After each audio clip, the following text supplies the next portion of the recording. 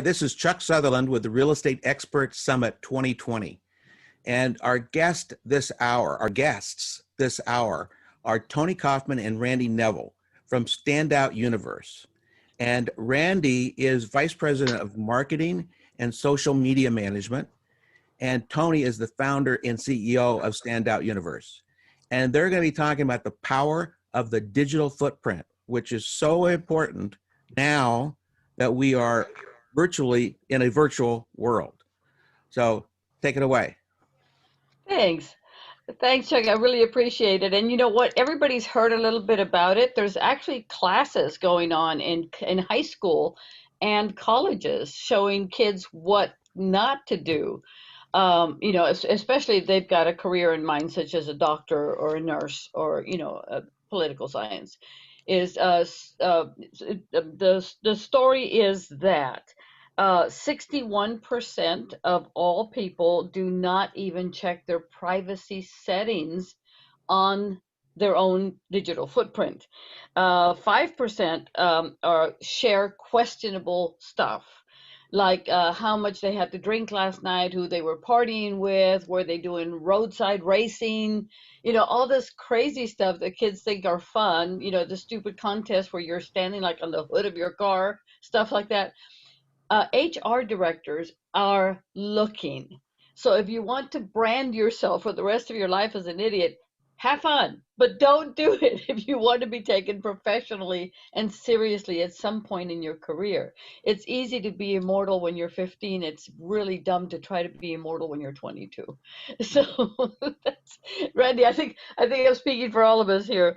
By the way, 11% of everyone on the internet has been tagged to a questionable photograph. And so be careful out there. Randy, you know a whole lot more about this, and I'm looking at the PowerPoint that says the digital footprint, how to help and not hurt your online business. So let's just walk into that, and let's start with the basics. Randy, I'm going to turn this over to you, and let's talk a little bit about the definition of the digital footprint. A digital footprint is essentially how the internet sees you and your business. Your business is connected to you, so everything about you and your business is going to be spread online. The best thing you can do is to claim it under your own name so you can control some of how the internet views you.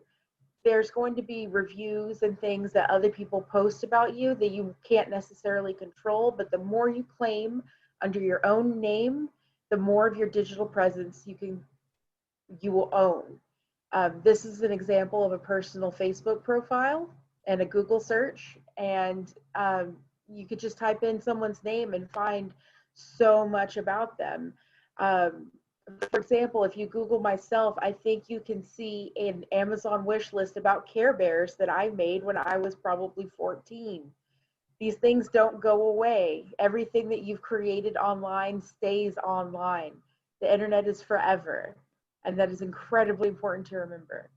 But again, it's not something to fear. It is a tool. It is something that you can grow your business with. It is something that you can grow your personal presence with. Your digital footprint, unlike your carbon footprint, is something you want to be large. So 80% of people use social media to discuss products. And by 2017, there may be 4 billion internet users in this world. So I've dated our show a little bit, but it has gotten even bigger than that. And yes. So and I apologize. Imagine this show is 3 years old, and how super relevant it is right now to what's going on in the world.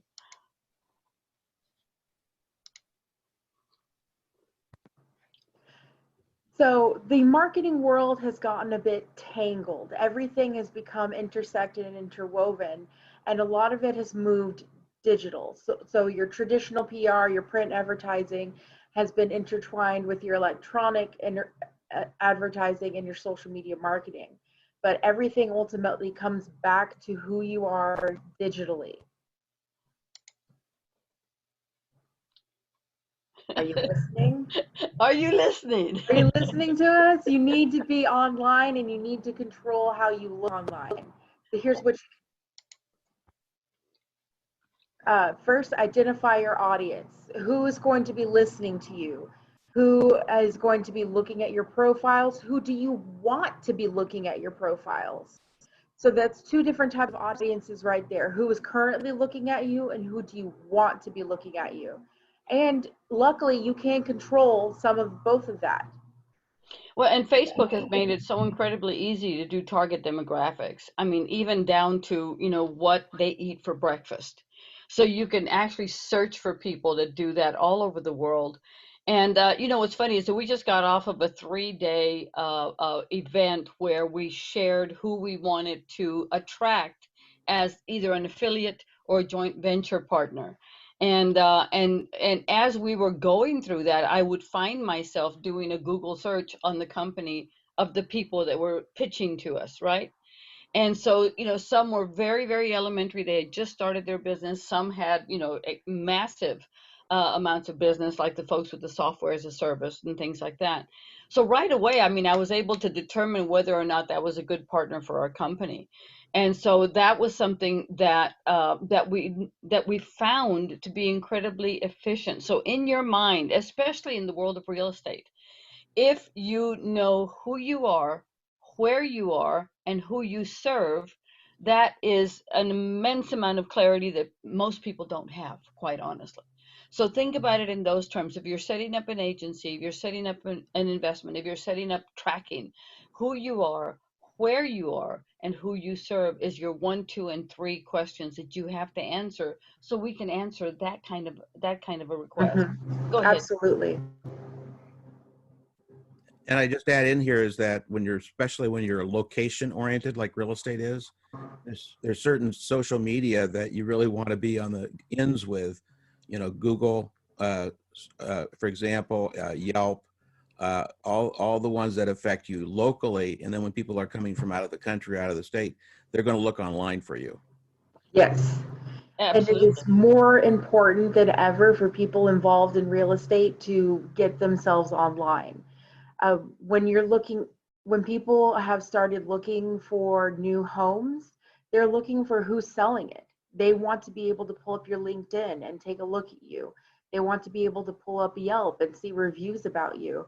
And this is an underserved market. There more and more real estate aficionados need to be putting themselves out there to be found, to be seen, and to be able to do more higher quality investment deals. Well, and just yesterday, Chuck, I think we watched a couple of real estate investors, the high-end multifamily ones. And the first thing, you notice the first thing they did is they went to Google and they typed in the zip code just to find all the properties that were for sale in that area.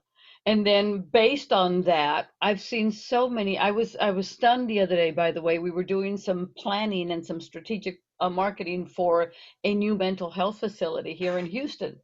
And I was stunned at what I could drill down all the way to the average age of this neighborhood, the average income of this neighborhood, the rating of the school on this neighborhood, so that we could target a postcard campaign directly at them. So think about this in terms of how you can focus your own agency, your own investments, and your own buying habits.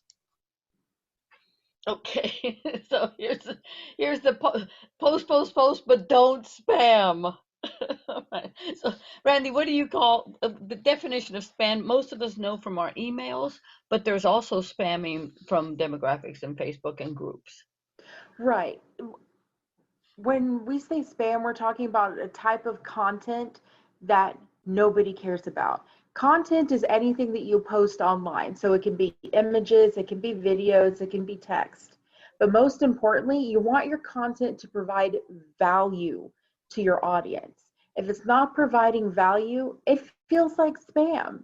So if you're wanting to get someone to invest in a home that you're looking to sell, post videos of the interior, post photos of the interior. If you feel comfortable with it, post some of the financial aspects so that people have a better idea of what they're working with, whom they're working with, and what type of real estate they're working with. And this is so perfect. Chuck, you and I are both involved in a couple of groups that deal with our footprints and our marketing and our strategy and all that. And I think the number one thing that Chuck and I have recognized from at least two of our own personal mentors is how much value, excuse me, they bring to the community that we work with. That sells me.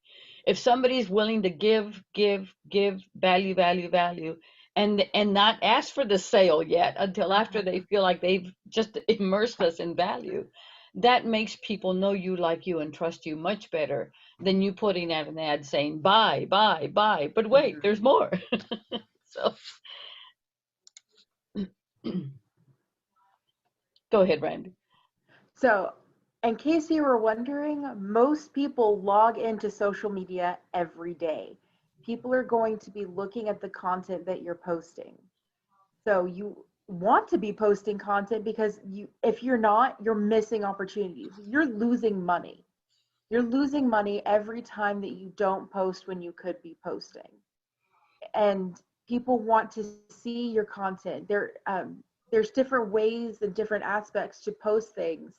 One of the big tips I'm going to give you right here is on Instagram, use your hashtags.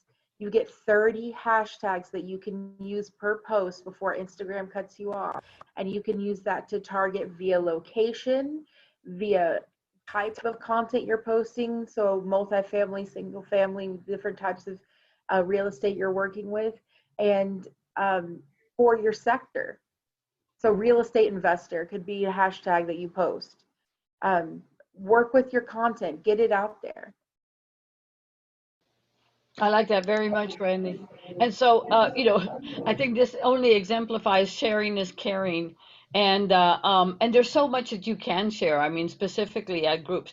So the one thing I don't want you to leave behind, especially if you're a new startup agency or an investor group, I think you call them syndicates, Chuck, is how much you need to get the right word out, that you're involved, that you're doing this, that you have value, that you bring value.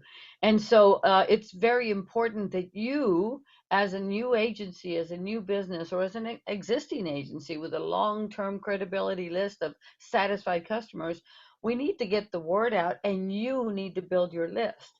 Don't believe, I've seen this so many times in the past 2 weeks, that email is dead and email is dead. Well, somebody forgot to tell the 400,000 emails that I get every month that it's not dead. But we do have many more filters now that we can add. So if I am looking to sell my home, if I am looking to buy a home, those are filters that we can set within our own email. So build your list, whether you have a list to send out postcards, a list to send out your newsletter, a list to create. I saw a deal for creating a real estate magazine that included pages on how to interior design, pages on your menu for the week and how to make roasted Brussels sprouts. I mean, this magazine was amazing, and it was selling for $3, so that you could send this magazine with your name as the host, the editor, and the major sponsor of this magazine to your list. Imagine a high gloss, incredible magazine having everything to do with American life. I think it was called American Lifestyle. And you get to be the editor in chief of that for $3 a copy. So, I mean, there's so many great things out there and great opportunities for you to be able to market yourself way above and beyond. But you have to start with a list. Go ahead, Randy. So when we talked about content, we've talked about your audience. So pair the two together. Be mindful, appropriate, and professional with the content that you're putting out there. You don't want to, Toni had touched on this earlier, you don't want to be acting silly, or you might not want to be overtly passionate about certain opinions. Like, your business profile might not be the best place to discuss politics unless that is something that is highly strong and related to the values of your business. And real estate, maybe, maybe not. That's up to you. That's always your choice. But a polarizing opinion could turn away a potential seller. It's just something to keep in mind and to think about when you're creating content. Excellent. And this is an election year, so I've seen content and content and content. And sometimes you want to say something, but then I can't tell you how many times I have typed something and just deleted it because Hmm. I don't think that's a good thing in the future for my own clients to see how passionate I am about something that's highly political. So those are the kind of choices that you have to make on a daily basis nowadays. So it means be intelligent, guys. So if your whole bio is hashtags, I won't follow you back. I promise. Hashtag promise. So, Randy, you touched a little bit on hashtags. Tell me why they're so important to businesses. Well, especially with Instagram, Twitter used to be just hashtags for search. Now you can search any topic without a hashtag. But on Instagram, people can follow hashtags. So if you're thinking about real estate investment, you might type in hashtag real estate investment and start following it on Instagram. So when you scroll through your feed, different photos will show up that are specific to real estate investment.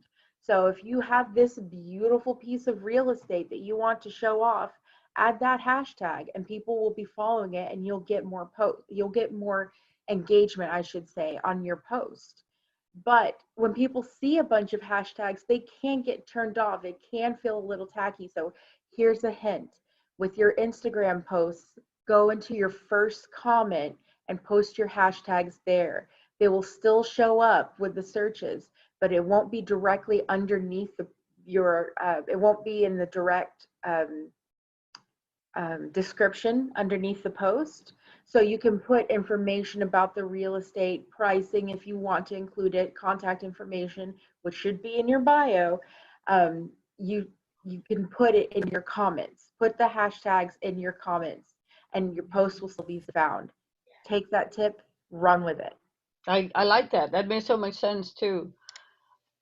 So your social media presence will lead people to your business, and basically, I mean, how you're looking out there is very important. If you do need some help with this, Chuck, we're going to make an offer, which is a gift to all of your viewers for Real Estate Experts Summit of $1,500 value for your VIPs, Chuck. We're going to give them a $1,500 digital footprint report so that they can get a foundation for where they are and where they can spring from there. And if there's anything fishy or questionable, you'll get to see it because our reports give you will show you we're airing out all your laundry so that you get a hold of it. And so this is one of the gifts that we're bringing in today, Chuck, for allowing us to have this space. All right, so Randy, here we go. Your turn. Your the previous slide and what I had just mentioned about your bio should always link back to yourself. So if you notice here, there's a link to your website in the bio of this is a Pinterest page. So if you go to the next slide, you will see it connects to your website, your Instagram profile, your Facebook page, your Twitter profile, your Pinterest profile should always come back to your website. This helps build the SEO. SEO is search engine optimization, and it's broken down into three basic parts. Keywords, that's how people search on search engines. They type in words, and those are your keywords. Second is backlinks, links that come back to your website. And third is cross links, linking to other pages from other pages within your website itself. So you cross those streams. This is when you do want to cross the streams, is in your own website. The more activity Google finds when it looks at your website, the higher you're going to rank. So we'll open this up to questions, Chuck. Anything that you got, and I'm going to go ahead and stop sharing. I think that was the end of our presentation, but I'm sure you've got some questions. So let's open this up, Chuck. So I do have this question. So I got a couple questions. One is, what is the opportunity, if any, to go back and clean up your mistakes from the past, because people do share about politics, or they do share about religion, and they may or may not want to do that. So the question is can you go back and clean it up from the past?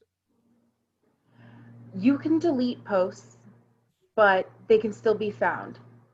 What I would recommend is making sure your personal profiles and your professional profiles are separate, and then closing down the privacy on your personal profiles, making sure that it's just for your friends, especially on Facebook. And your friends list, you might have some business people that you're pretty good friends with. Adding them to your personal page may or may not be questionable depending on the type of post that you have on there. So you might not want to add someone to your personal Facebook profile, but your Facebook page is a different question. You could, this should be just business. Same with your LinkedIn. Your LinkedIn should stay professional. This is not where you show off. I mean, you can go to cocktail hour with colleagues, but you don't necessarily need to be sharing pictures of all the drinks that you're drinking and shouting woo and putting videos of that on your LinkedIn. Think about professionalism and keep that professionalism online, and separate your personal and professional lives as best as you can. Okay, good, thanks. Then a lot of people are focused today on raising money to go and buy properties, particularly at good values in the coming months ahead. Mm-hmm. And there's things you can and can't do legally in terms of that, in terms of, like, you can't make promises of returns and guarantees, and you can't make a general offering, come and buy my stock, because all that violates some laws. But what can you do to build up your reputation as a company or person who has raised or is raising money for your projects? What can you do to build up your virtual digital signature? Get testimonials, get permission to post them, and put them everywhere. Every place you can. Have a testimonial page on your website, post testimonials on your Facebook, post them on your Instagram, put them on your Twitter, and put them on Pinterest. Pinterest is underutilized in business, and everything you post on Pinterest is considered evergreen, which evergreen is a type of content that, like the trees, is green all year. It's always good to go. So utilize Pinterest. Put as much as you, especially with real estate, when things are so it can be so visual, share as much as you can on Pinterest. That's another hot tip. So testimonials, put them everywhere. That's a great way to build credibility. And being online and being present and being able to answer questions as quickly as possible, responding to people quickly, will also increase your credibility. I've noticed, Chuck, on my profile, on my business profile, that and I didn't. That's such a good topic, Randy, because I didn't realize that people were asking questions of my business profile, and then I opened it up, and it said, you got 8 notifications. So I clicked on that, and there's 8 questions from people. So they must think I'm terrible because I didn't even know to look there. And so I started answering questions, and then we've got, a bunch of resumes of people who would want to work with us. I didn't know they were sitting there. So it's multifaceted, and it's a good idea. That's why someone like Randi is so important to kind of bring on board, because she knows this, and I'm sitting here going, oh, gosh, I've been on Facebook. Well, I've been on Facebook to the point where all my kids have now been embarrassed, but because grandma's on Facebook, so they're worried about it, so they're moving somewhere else. But that's the other thing, Randy. I feel like Facebook has become kind of a massive family footprint, multi-generational. And Yes. so I feel like a lot of the grandkids and that generation is moving off of that to go to other sites. So at what point do you see, the deterioration of Facebook, and where are they moving to? It depends on the age range that you're looking at. A lot of young people who are probably not invested in real estate like more visual and they like more visuals. So they're on Instagram, they're on TikTok, they're on Snapchat. They want to communicate visually through photos and videos. They're on YouTube, they're on Twitch. You know, they're streaming. Um, and then the next generation, so that's like Gen Z. That's the young kids. Millennials are in between they're kind of fluctuating between there. They're definitely streaming with Twitch. Twitch is a gaming platform originally where people would live stream their video games. Now people are live streaming all sorts of things. There's artists who are live streaming their art. There are people who are sharing stories that they've written. It might be an interesting idea to do a real estate walkthrough on Twitch and create a Twitch channel. That's not something I've ever heard of before. That's a market you could corner. Another hot tip. Start streaming your real estate walkthroughs. Hashtag hot tip, right? Hashtag hot tip, yes. So that could get more millennials that are interested in maybe their first, second, or third time buying, depending on how old they are. Because don't forget, millennials are all the way up until about 40 years old now. That's a lot true. of people think of millennials as the young kids. Millennials aren't young kids anymore. These are people with families, with children, and don't discredit the millennial generation as being the young, goofy kids anymore. They're adults too. And then there's your next generation, which is Gen Y. So they're 40s to 50s. So we've got a pretty wide range, and boomers are after that. So there's all sorts of people in all different types of places. So depending on who you want to reach and when, you might want to do a little bit of research on who's where. Facebook is considered pretty much a little bit of everybody's there. Instagram is younger people. Pinterest tends to be more female oriented. So you could probably reach more of a female audience there, but it's all ages. Twitter is becoming more of a personal or business way of quickly communicating with somebody. A lot of businesses are on Twitter right now, and that's their customer service platform. Like if something goes wrong with your Postmates order, one of the fastest ways to get a hold of them is to send out a tweet. So it just depends on what your audience is, what your goals are for that audience, and where you want to take your business with your audience. Think about those three things and then do some research or contact a platform like Standout Universe and we can help you out. Shameless plug. Absolutely shameless plug. Hashtag shameless plug. Sorry. So I can see then what you said is that if you have, for example, if you're locationally focused, with like a residential real estate investor or broker would be, or as an investor would be if they've got apartments in a particular area, et cetera, then you want to do some demographic research, find out who's in your market, and target the people that are that meet that criteria, the people that are already in your market, and then pick the platform that fits them. Yes, that's perfect. Yes, that's exactly it. Well said. Awesome. Well, and remember too, Chuck, that video attracts people's interest, and it's well over 60% from print media. I mean, if you have any kind of video in there, whether it's a walkthrough of the house or the apartment or the wonderful kitchen this thing has, or the hot tub outside in the patio, that sells so much faster than just a picture of a location and the outside of the house. Yeah, we did drone footage of a RV park property we bought in Florida, and we had tremendous demand from people to see the drone footage. That's a fantastic idea. So if you could hook up the drone to, I don't know if this is even possible, but to connect it to a cell phone or something that has data and live stream drone footage, that like announce beforehand you're going to live stream or when it's going to air, whatever you can figure out.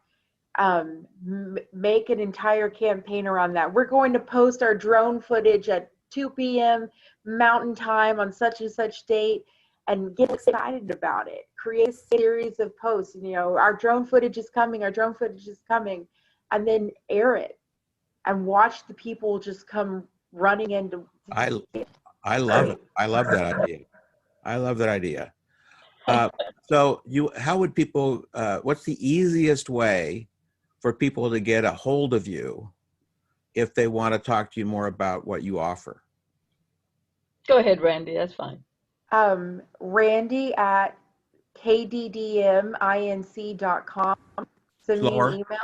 Slower again. That's Randi, that's my first name, at K, D as in dog, M as in mother, INC.com. That's KDDM Inc. That's our parent company, but we are representing Standout Universe, just to clarify that. Awesome. Right, and standoutuniverse.com will give you all the access as well. Standoutuniverse.com. Any last words from you, Toni? Oh, I just, you know, I love that we're able to offer this report. You guys are you're just going to be so impressed with it. Again, it's a $1,500 report. We want to give it to you for free. Let's set up your digital footprint. We'll have a link that you can apply for that. And basically you're going to meet Randi or me and in a direct conversation so that we can get your URLs to see how you sit. And you know, we did one for a company that hasn't even launched yet, Chuck. It's just barely on Google Business, right? And you could always tell they're on Google Business because they've got a little map on the side when you Google them, right? So Google sees it as a business and you've got a map there. We got a 15-page report, and they hadn't even launched their website yet. So they already had a 15-page digital footprint. So I was telling folks over the weekend that these things run 15 to 22 pages, depending on how big your profile is. You really need to know your numbers. I mean, it's not just the CFO mentality, it's the CMO mentality. Know your numbers, get a baseline. Let's grow it from here. Thank you, Chuck. Awesome. Thank you, Toni. Thank you, Randi, for coming to us and giving this to people, because it's an excellent way to wind down the summit. Is that we're into the future, and then the future is this is not only the present, this is the future. It'll look a lot of different ways over the years, but it's still going to be digital footprints forever. So thank you very much for coming to us and helping us with understand digital footprints. Our pleasure. Thanks, everyone. Thank you for having us.